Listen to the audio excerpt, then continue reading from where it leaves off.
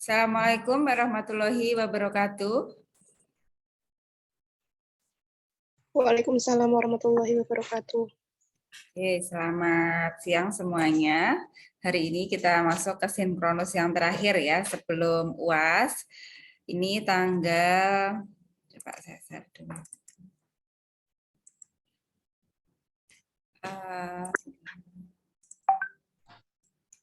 Ini tanggal 8, pertemuan terakhir, kemudian minggu depan itu tanggal 15 Anda UAS, UASnya jam 1, nanti ada Zoom-nya juga untuk materinya nanti ya setelah UTS. Oke, materinya yang kemarin sudah kita bahas terkait dengan teknik penganggaran modal, terkait dengan bagaimana cara menentukan NPV, ARR, dan kawan-kawannya. Kemarin juga sudah ada tugas dari saya. Soalnya hampir mirip seperti itu yang pertama. Kemudian ada leverage operasional dan leverage keuangan. Hari ini akan kita bahas. Kemudian ada kebijakan dividen. Kemudian ada pasar modal, utang jangka panjang, saham preferen, dan saham biasa. Nah, untuk yang pasar modal sama utang jangka panjang bisa dipelajari sendiri. Ini juga ada YouTube dari saya. Nanti yang saya jelaskan di ini pertemuan 12 itu leverage operasional dan leverage keuangan sama kebijakan dividen. Jadi nanti yang keluar di UAS ada 3. Yang pertama penganggaran modal, atau mungkin saya tulis ya. Oke. Kisi UAS.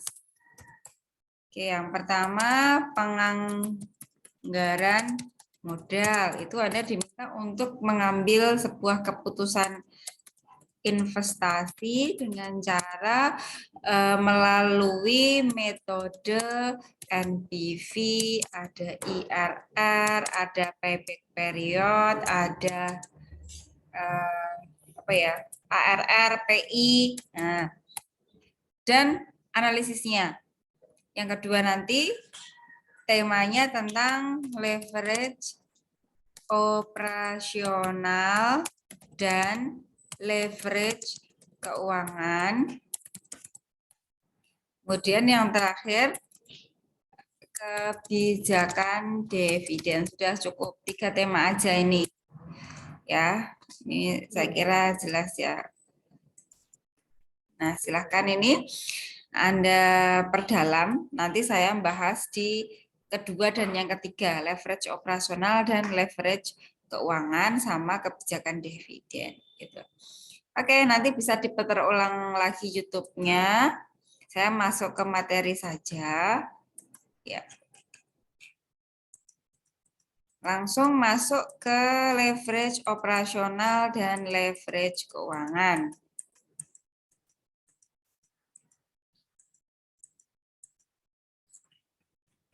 Ya, ini. Oke. Sebentar.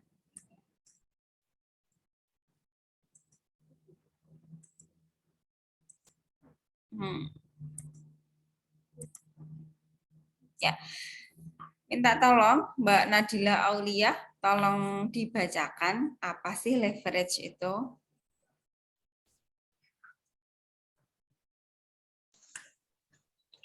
Leverage adalah penggunaan biaya keuangan dalam usaha meningkatkan profitabilitas. Stop ya. Profitabilitas itu apa, Mbak? Profitabilitas merupakan kemampuan untuk menghasilkan laba.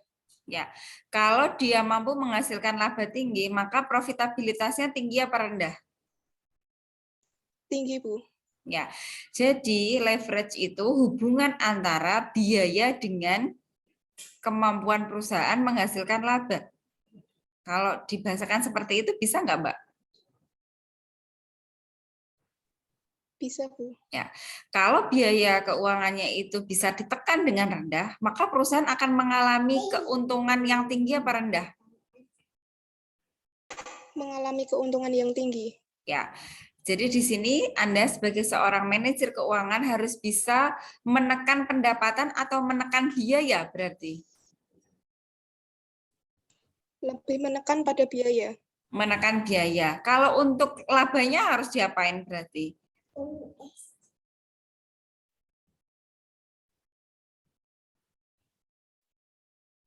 Labanya ditambah, Bu. Dinaikkan. Gitu kan.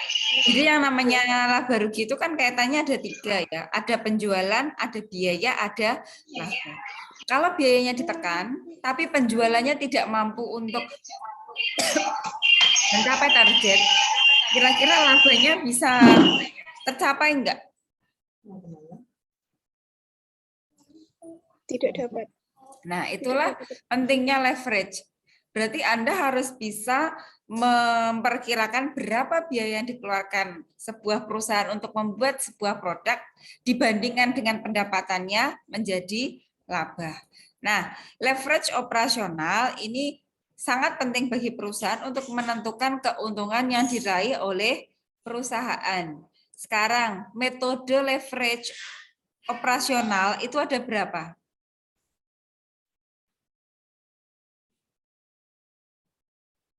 Ini yang bawah ini Mbak, coba. Alat yang digunakan untuk menentukan leverage operasional itu apa saja?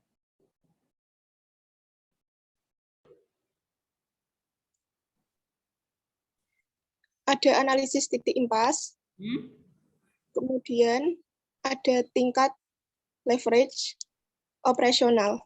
Ya, untuk yang titik impas bisa dikatakan BEP ya, break even point. Pernah dengar enggak Mbak? Pernah dengar enggak BEP? Pernah, Bu. Nah, apa Mbak kira-kira BEP itu?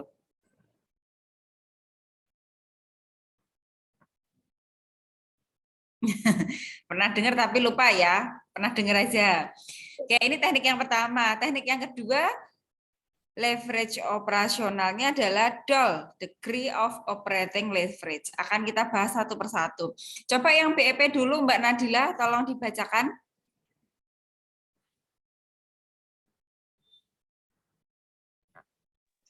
BEP adalah teknik yang digunakan perusahaan untuk mendeteksi kondisi di mana perusahaan tidak mengalami keuntungan dan tidak apa itu, Bu? Yang Tidak bawah. mengalami keuntungan. Dan tidak mengalami lawannya keuntungan apa? Mengalami kerugian. Ya, jadi perusahaan ini gak untung gak rugi. Berarti dia dapat laba berapa? Labanya berapa?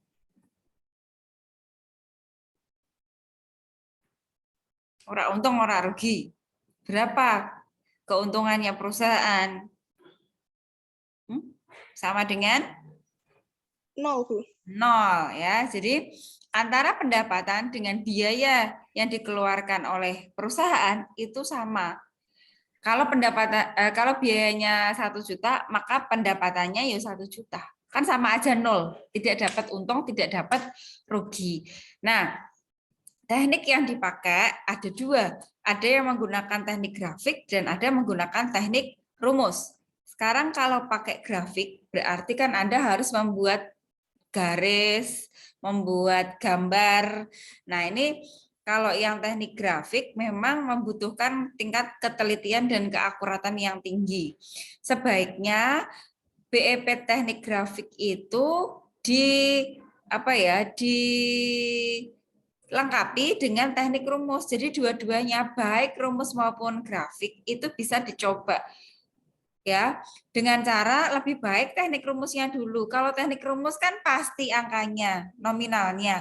Tapi kalau yang teknik grafik itu mungkin karena ada kira-kiranya, ya kita mau bikin garis itu kan ada melenceng ke kanan, melenceng ke kirinya, itu kan pakai kira-kira. Nah, lebih baiknya menggunakan rumus dulu. Nah, tapi kalau di sini kita pakai contoh grafik ya, nggak apa-apa kita mulai dari grafik dulu. Oke Mbak, perusahaannya apa namanya? PT Senja. Ya, usahanya? Memproduksi mainan anak-anak. Iya. Yang diketahui apa saja di situ, Mbak? Yang diketahui ada harga jual, kemudian biaya tetap, dan biaya variabel. Nah, bagaimana cara membuat garis BEP-nya? Anda masih ingat ketika di SMA itu ya, kan ada garis vertikal dan ada garis horizontal. Sekarang pertanyaan saya, yang garis vertikal menunjukkan apa, Mbak?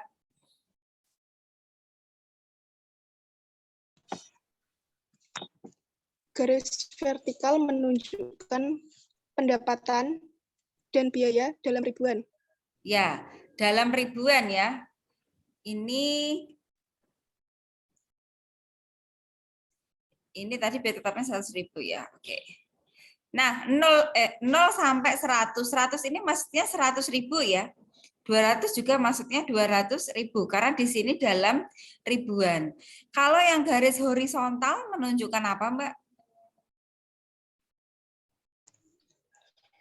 Menunjukkan kuantitas yang diproduksi dan dijual. Satuannya apa di sini?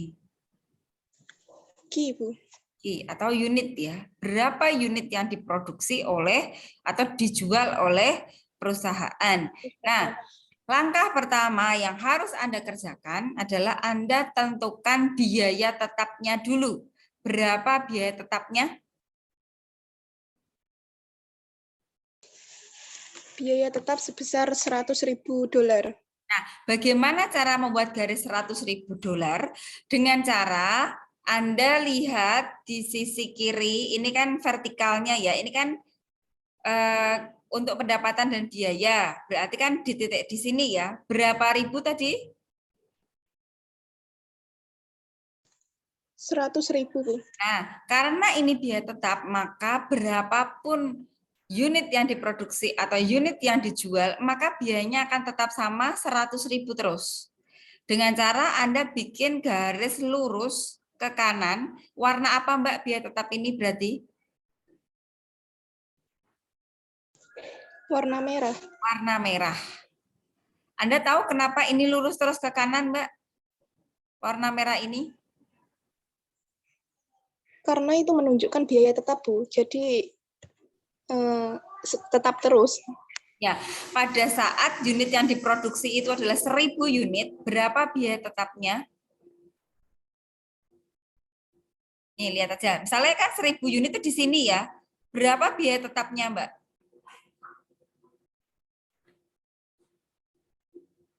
Naik ke atas kan? Berapa? 100, Bu. Hah? 100. 100.000. Pada penjualan 4.200, misalnya di sini ya, berapa total biaya tetapnya? Sama 100.000, Bu. Iya. Sampai sini paham ya? Langkah pertama, buatlah garis biaya tetap dengan cara mendatar ke kanan lurus sesuai dengan biaya yang telah ditetapkan.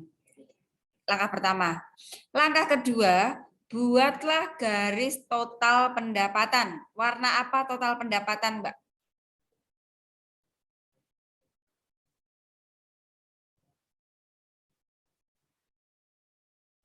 Warna yang mana? Warna ungu, Bu. Warna ungu. Bagaimana cara menentukan warna ungu ini? Dengan cara Anda membagi, ini kan berapa derajat, Mbak? Kalau vertikal sama horizontal ini, berapa derajat? 40. Oh, yang ini 90, Bu. Nah, ini kan 90. Karena ini adalah total pendapatan, maka kita bagi dua saja. Kita bagi dua, 45 derajat. Kita anggap ini adalah total pendapatannya. Kenapa? Karena setiap satu unit yang dijual, maka pendapatannya berapa di sini? Ini loh dilihat. Setiap satu unit yang dijual, maka Anda akan terima duit berapa dolar?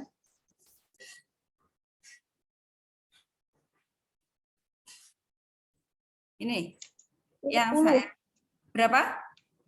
50. 50. Berarti kan gampang ya di sini. Di sini 1, terus 50, 2, 100, 3, 150, 4, 200. Itu kan sama aja ini kalau kita bikin garis 45 derajat.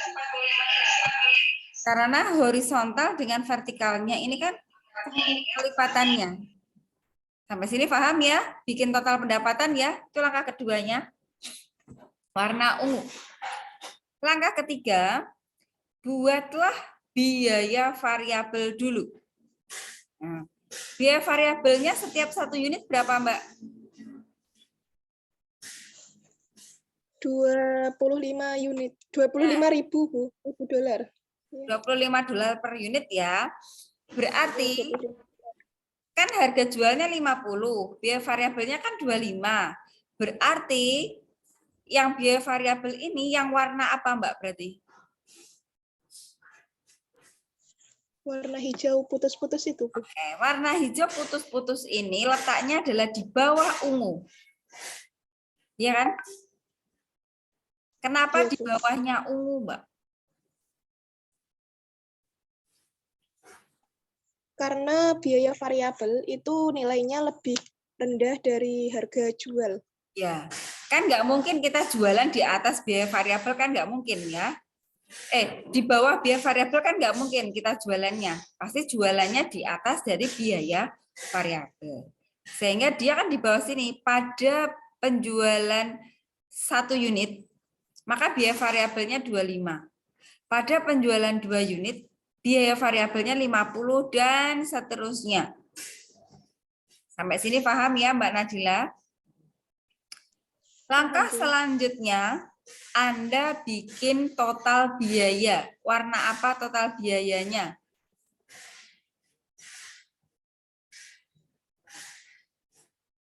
Total biaya. Warna hitam.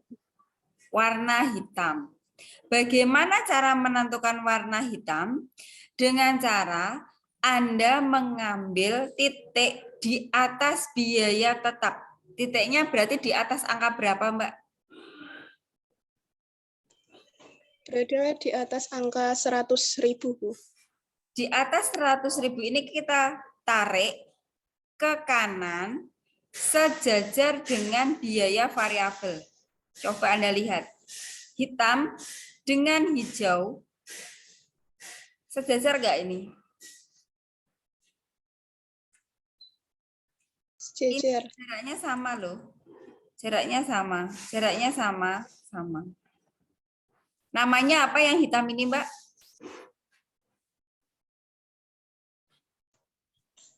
Total biaya. Ada titik yang saya kasih garis putus-putus ya. Ini pertemuan antara garis apa dengan garis apa ini berarti?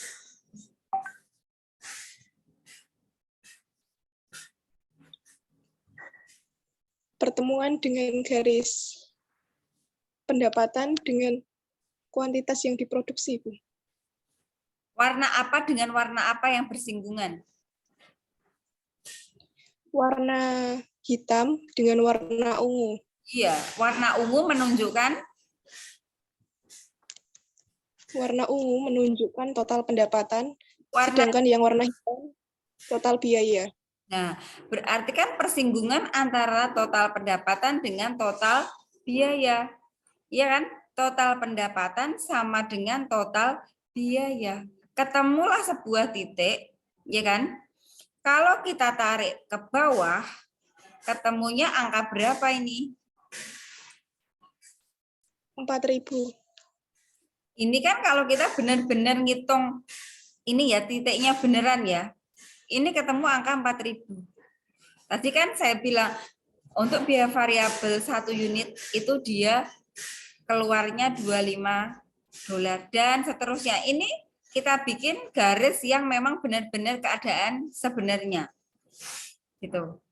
Ketemulah unitnya 4.000. Berapa dolar? Kita tarik ke kanan berarti $200. pada pendapatan 200.000 dolar, perusahaan tidak untung tidak rugi. Pada penjualan 4.000 unit, perusahaan nggak untung nggak rugi. Nah, kesimpulannya seperti itu. Berarti pada penjualan 4.001 unit, barulah perusahaan itu memperoleh untung. Kalau perusahaan baru jualan 399 unit, perusahaan mengalami apa, Mbak?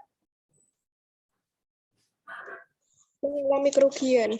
Kalau penjualannya 4.001. Mengalami keuntungan. Kalau penjualannya 4.000.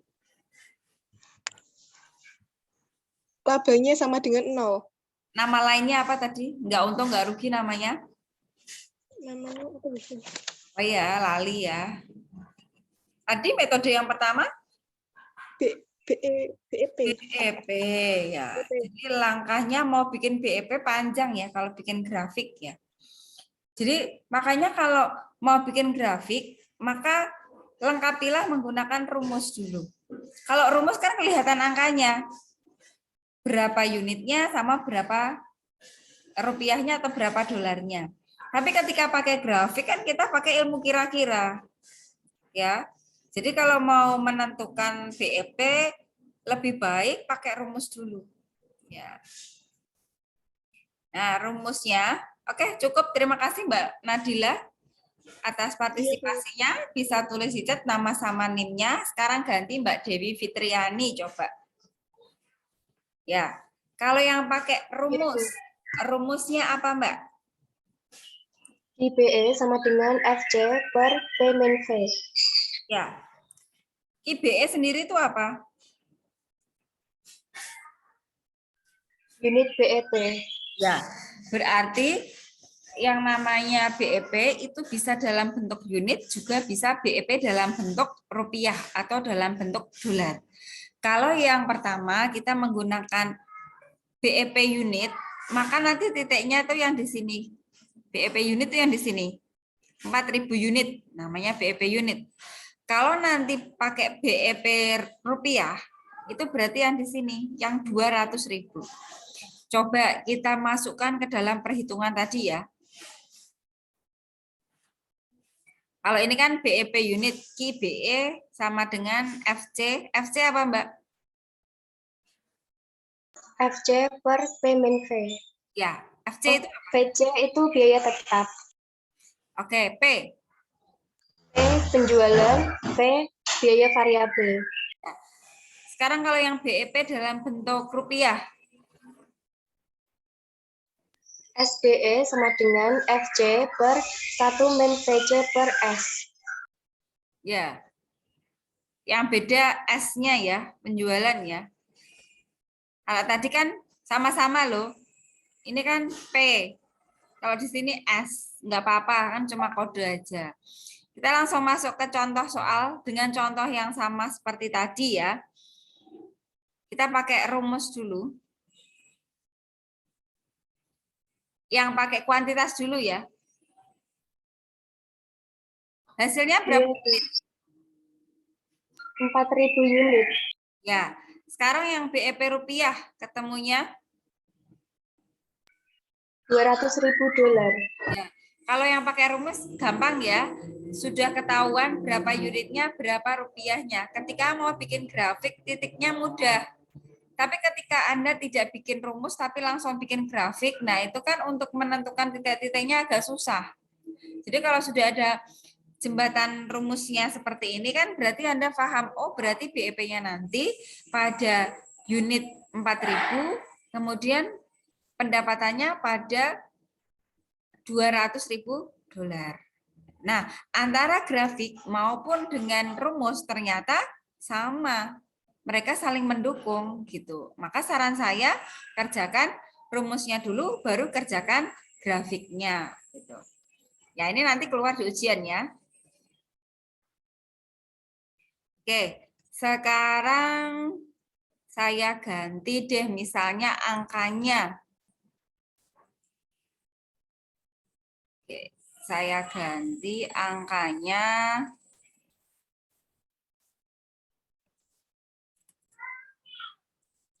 Harga jualnya 60, biaya tetapnya 110, biaya variabelnya 20, mungkin koma-koma ini ya, 8 per unit.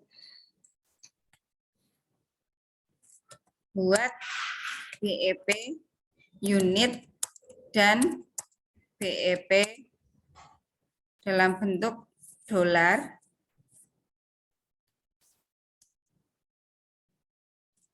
baik rumus maupun grafik. Nah, gimana nih cara ngerjainnya? Kita pakai rumus dulu aja biar gampang ya. Jadi nanti kita tahu titiknya. Gitu.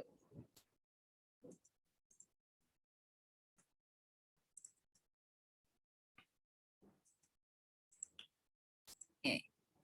Tadi kalau yang BEP unit, BEP tadi HIBE ya, kodenya ya. HIBE sama dengan apa Mbak Dewi Fitriani, masih ingat nggak HIBE sama FC per P min V. Nah, FC-nya berapa Mbak?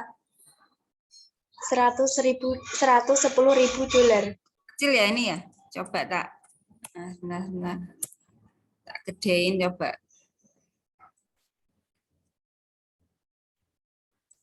Ya. Sama dengan 110.000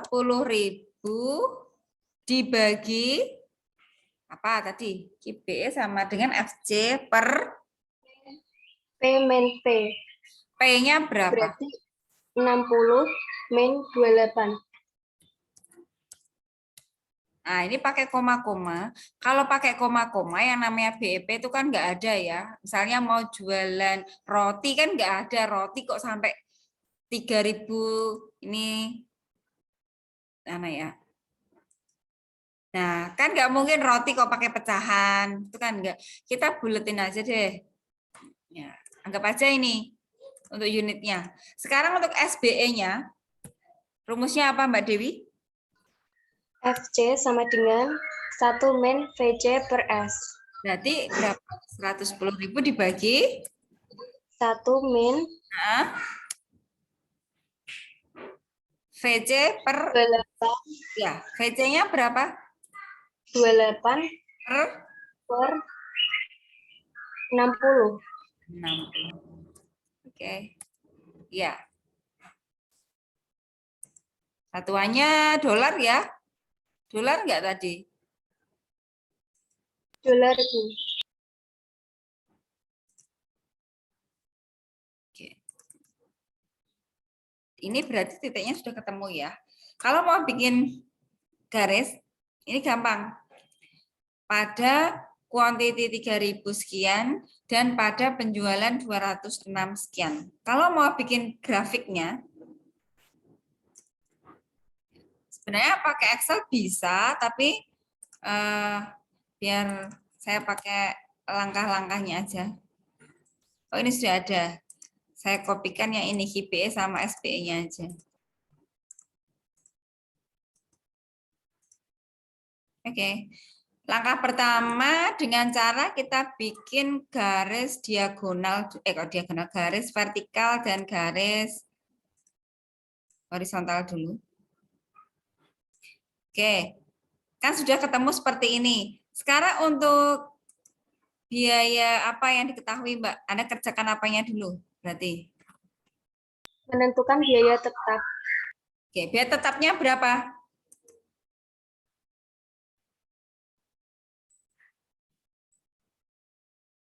Di soal kan? $1.000. 110.000.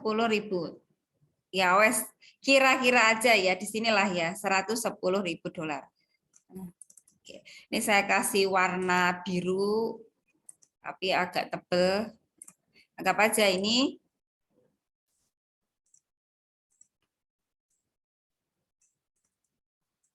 berapa tadi? 110.000.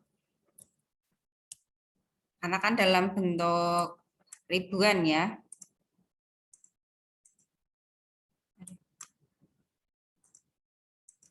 $110 ya. Keterangannya apa berarti ini? Biaya tetap. Ya. Atau FC ya. Singkat aja deh, FC. Langkah kedua, Mbak, setelah menentukan biaya tetapnya, Anda menentukan apanya? Total pendapatan. Dengan cara? Itu kan 90. Dibagi menjadi 2, berarti 45 derajat. Ini ya. Oke. Mau pakai warna apa? Biar beda. Ungu lah ya. Ungu. Oke. Keterangannya apa berarti, Mbak? Total pendapatan.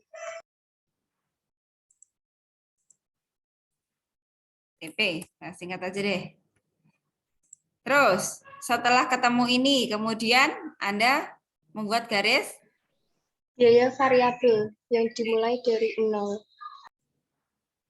ya, variabelnya berapa? Kan ini tadi 60 ya. Ini kan 160. Berarti kalau biaya variabelnya 128 ya. 1 unit itu 28 rupiah. Berarti kan di sini di bawahnya. Warnanya merah deh.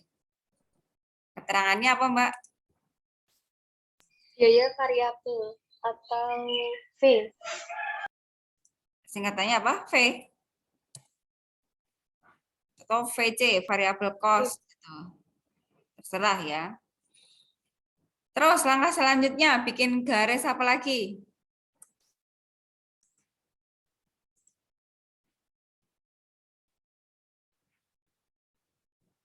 Habis variable cost.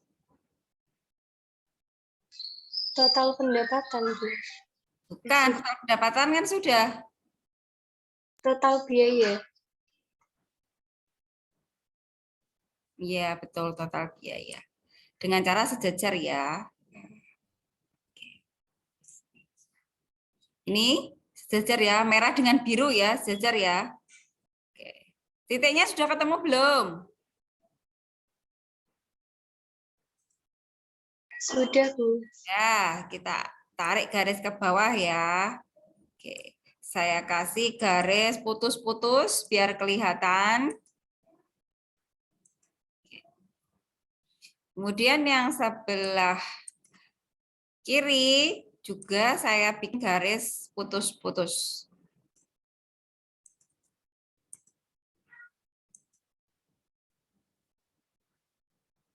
Oke. Titiknya tadi, karena kan Anda sudah menghitung ya, KBE-nya 3.000 itu yang vertikal apa yang horizontal, Mbak? Horizontal, Bu. KBE itu satuannya apa? Unit. Nah, kalau unit itu yang vertikal apa yang horizontal? Horizontal. Ya, yang di sini ya. Berarti saya copy paste saja 3.000 sekian. Kalau sudah ada rumusnya mah gampang ya. Tinggal kita tentukan titiknya, ini angkanya gitu. Oke, lanjut. Untuk yang dolarnya 206.250 dolar. kita copy paste saja.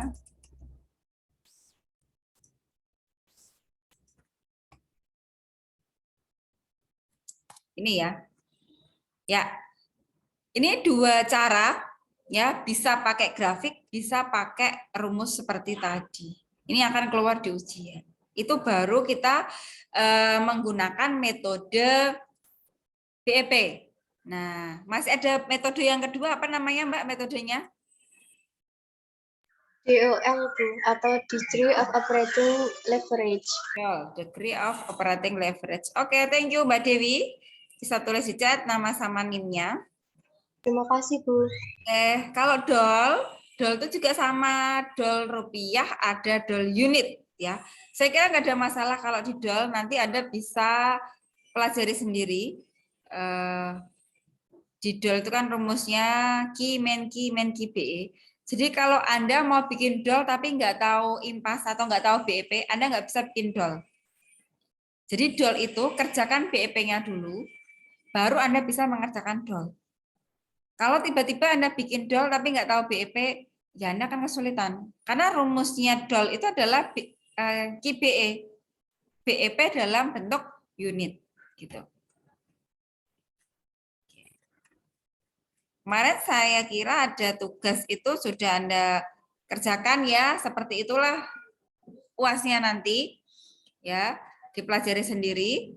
Kemudian saya mau lanjut untuk yang Tadi yang pertama Mbak siapa ya? Mbak Nadila sudah. Sekarang yang Mbak Dewi tulis di chat nama sama NIM-nya ya. Baik, Bu. Oke, lanjut materi yang selanjutnya tentang kebijakan dividen. Dividen, apa sih dividen itu? Coba ganti Mbak Putri Sakinah. Apa Mbak dividen itu? Dividen merupakan bagian laba yang diterima oleh pemegang saham. Nah, berarti ada laba yang tidak diterima oleh pemegang saham kalau gitu.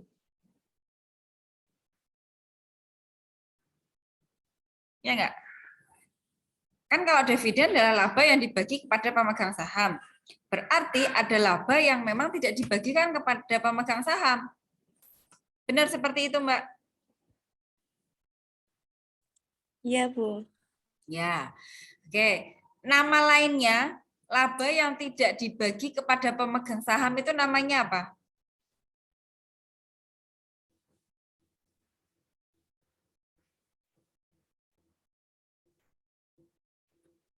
Laba ditahan.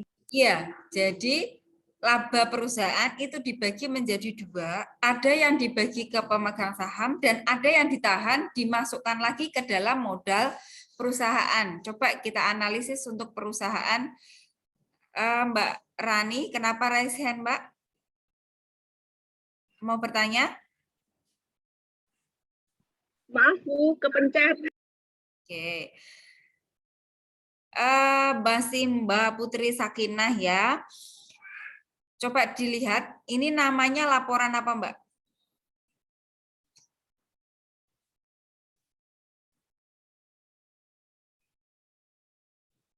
Oke, judulnya ini laporan apa? Laporan posisi keuangan. Ya, nama lainnya, bahasa akuntansinya? Ini. Statement of Financial Position. Ya, jadi sebagai seorang anak akuntansi ya, Anda dikasih bahasa, baik bahasa akuntansi maupun bahasa Indonesia itu nggak ada masalah gitu. Kalau dulu ini namanya neraca. Kalau sekarang PSAK yang terbarunya kita sebutnya sebagai laporan posisi keuangan atau statement of financial position gitu. Jadi laporan ini ya di dalamnya itu ada yang namanya apa Mbak di sini? Yang atas ini? Ekuitas. Ya, nama lainnya ekuitas apa Mbak?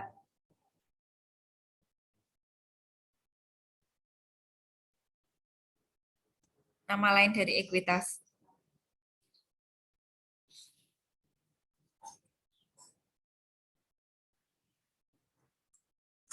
Halo Mbak Putri. Model, Bu. Iya, ekuitas atau modal. Nah, yang saya kasih tanda panah, coba dibaca artinya apa Mbak?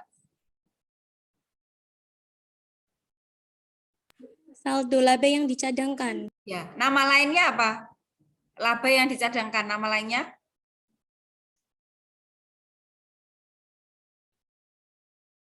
Laba ditahan. Laba ditahan. Jadi laba ditahan itu masuknya ke dalam laporan posisi keuangan bagian ekuitas. Nah, sebelum saldo laba yang dicadangkan ini dimasukkan ke dalam laporan posisi keuangan, Anda harus membuat yang namanya laporan apa, Mbak? Perubahan ekuitas. Ya, jadi bikin laporan perubahan ekuitas dulu, baru Anda mengerjakan laporan posisi keuangan. Ini sudah Anda pelajari di pengantar akuntansi ya, dan Anda juga sudah hafal, saya kira itu. Nah, kalau yang dividen, itu yang mana?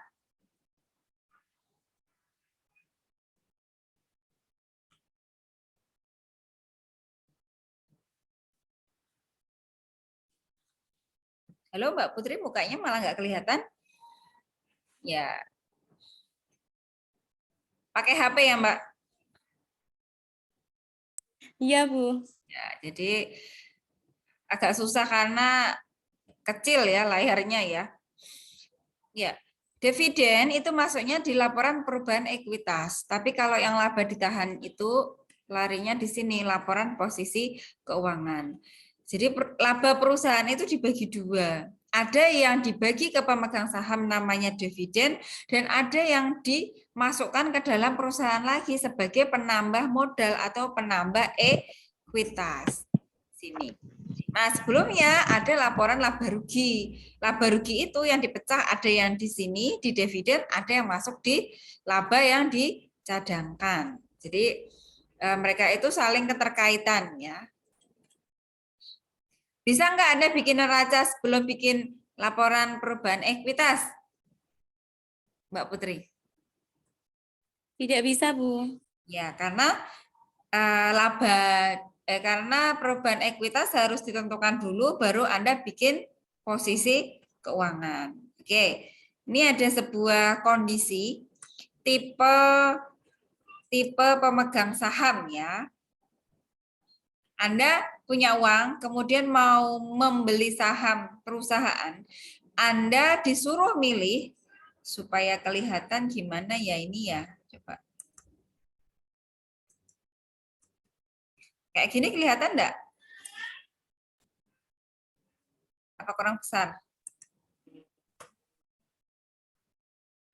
Ini ada tipe 1, ada tipe 2. Mbak Putri Sakinah sebagai seorang pemegang saham, kalau disuruh milih, Anda kepingin dividen 1 atau dividen 2?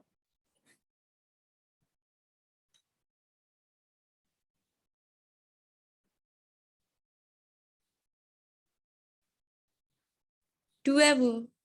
Kenapa Anda milih yang dividen 2?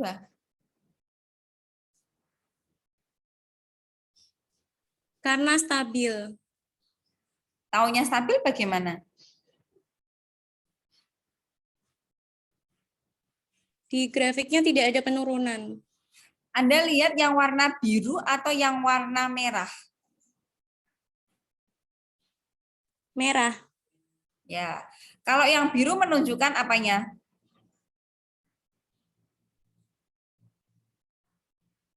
Laba. Ya, kalau di kebijakan 1, pada saat labanya naik, dividennya bagaimana, Mbak?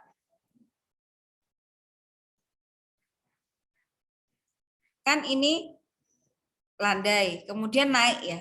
Pada saat labanya naik, dividennya bagaimana? Naik. Ikut naik. Dividennya turun, ini turun ya.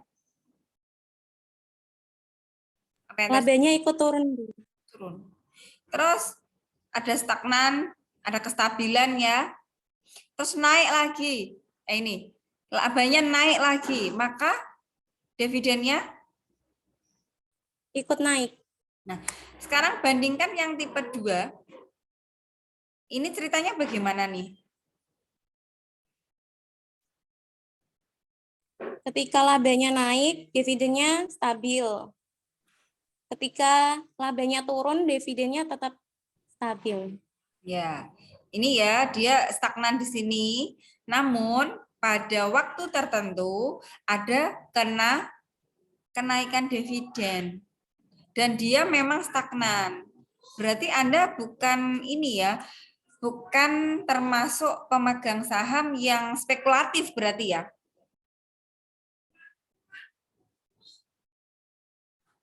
Ya. Tipe cari aman berarti ya. Ya, Bu. Oke. Kalau yang pertama itu kan namanya tipe spekulatif. Dia berani menanggung resiko, apapun resikonya ketika dia ada kenaikan laba ya pemegang saham akan menikmati kenaikan tersebut. Namun ketika ada kerugian ya pemegang saham ikut menanggung kerugian tersebut. Berbeda dengan kebijakan yang kedua, pemegang saham itu akan mendapatkan dividen yang menjanjikan.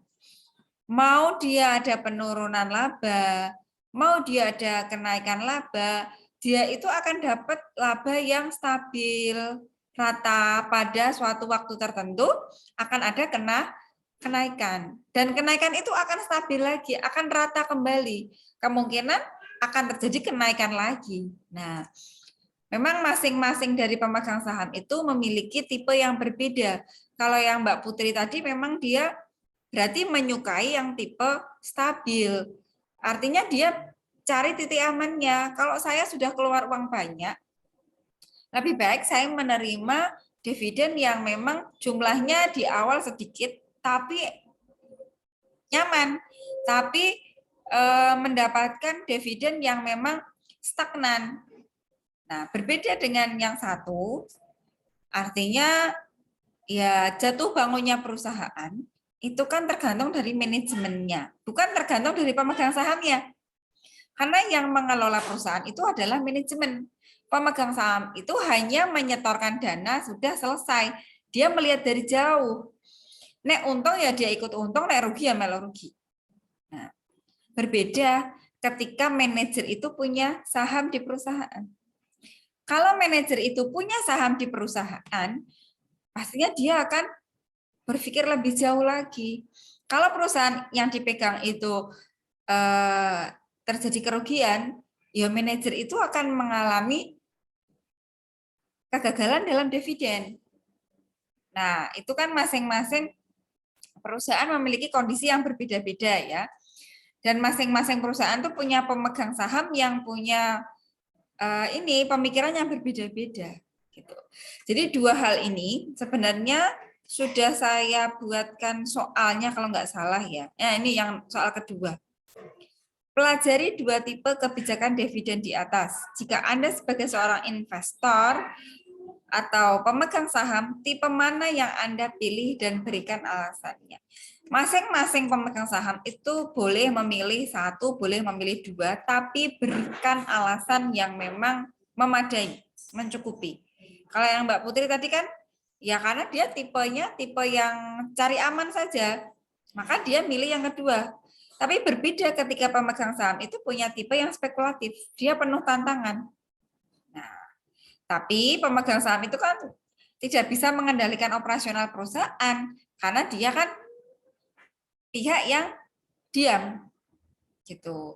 Pemegang saham bisanya mengontrol dari dewan komisaris sebagai pengawas.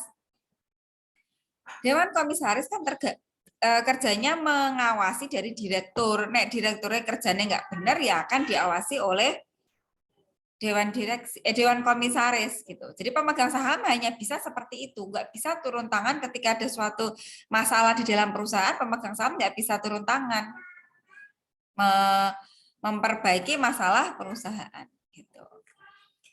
Oke, saya kira itu tentang kebijakan dividen ya. Nanti bisa dipelajari sendiri yang lainnya. Ada pasar modal, nanti ada utang jangka panjang, ada saham preferen, dan saham-saham itu juga sudah Anda pelajari nanti di akuntansi keuangan menengah itu ada. Ya, ini bisa dipelajari sendiri, dibaca. Gitu. Oke, sampai sini penjelasan dari saya. Ada yang mau ditanyakan? Terima kasih Mbak Putri Sakinah, bisa tulis di chat nama sama NIM-nya ya. Silahkan. Ada pertanyaan dari teman-teman? Sebelum saya tutup. Sebelum minggu depan kita ketemu di UAS ya.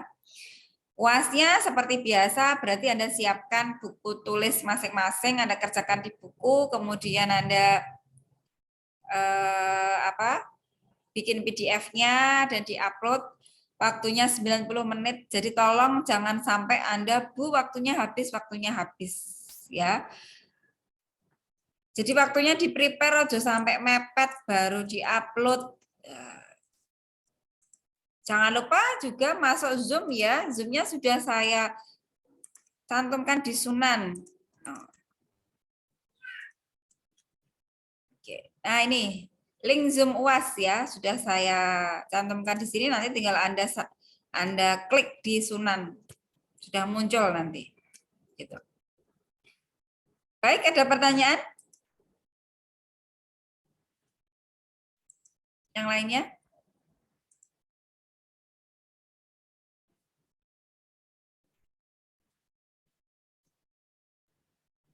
Ya ada, Bu. Oke, cukup ya? Sudah jelas semua? Ya. Dan materi yang saya ujikan sudah saya cantumkan di awal tadi ya. Jika masih ada kesulitan, bisa chat di WA atau mungkin bisa lihat dari YouTube saya lagi. Jadi materinya itu pasti saya upload di YouTube semua ya, karena hasil dari Zoom itu pasti saya keluarkan di ujian gitu. Oke, ini pertemuan yang terakhir sebelum ada UAS. Jadi kita ternyata sudah 15 kali pertemuan, baik tatap maya maupun yang offline gitu. Saya sebagai pengampu manajemen keuangan dan investasi kelas A, mohon maaf ketika ada kesalahan selama 1 semester bersama Anda. Mungkin banyak WA yang kelewat, WA yang tidak terbalas, ya mohon dimaklumi karena memang banyak yang WA. Jadi nanti ada yang saya informasikan, tugas ataupun UTS ataupun UAS nanti yang belum submit, yang belum masuk, nanti akan saya umumkan gitu. Jadi jangan sampai ketika batas waktu yang sudah saya tentukan Anda tidak menghubungi saya, itu nanti akan berpengaruh di penilaian gitu. Untuk penilaian kan sudah jelas di awal ya, macam-macam itemnya. Jadi tugas ada yang lewat 1, nanti juga Anda akan kehilangan poin gitu. Ya, saya minta maaf, Anda juga saya maafkan gitu. Sama-sama saling maafkan. Semoga kita masih dilindungi Yang Kuasa, tetap diberi kesehatan, tetap semangat untuk belajar, masih ada kesempatan selanjutnya Anda menghadapi UAS gitu untuk menuju ke nilai akhir. Waktu Anda masih 1 minggu lagi, pelajari dengan baik.